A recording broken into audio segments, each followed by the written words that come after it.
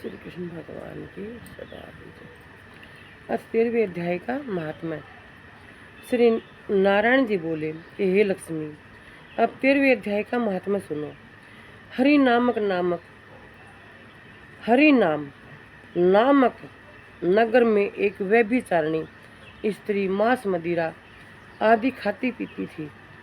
एक दिन एक पुरुष के साथ वन को गई।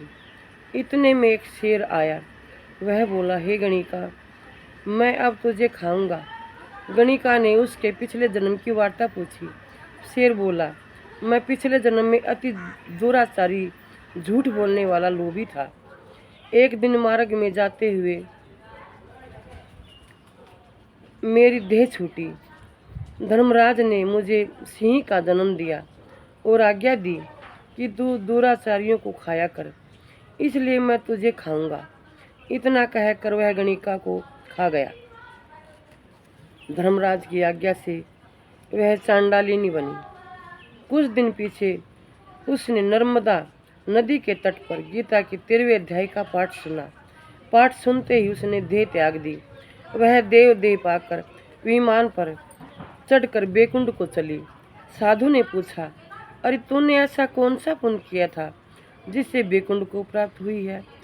चंडालिनी बोली, अब तुमसे 13वें अध्याय का पाठ सुनकर मैं बेकुंड को चली हूँ। अब हे संत जी, गीता के एक श्लोक के पाठ का फल उस सिंह के निमित्त भी दे दो जिसने मुझे खाया था। साधु ने उस सिंह के निमित्त पाठ का फल दिया। तत्काल ही उस शेर की देही छूटी। वे दोनों विमान पर चढ़कर बेकुंडवासी हुए। नारायण जी बोले, हे लक्ष्मी, यह तूने 13वें अध्याय का महात्म्य सुना, जिसे अनजाने भी पढ़ने सुनने से मनुष्य परम धाम को पाता है। इति श्री पद्म पुराणे सतीश्वर संवादे उत्तराखंडे गीता महात्म्य नाम 13वां अध्याय समाप्त। शिवाय श्री कृष्ण भगवान की जय। नमः शिवाय भगवान, नमः शिवाय।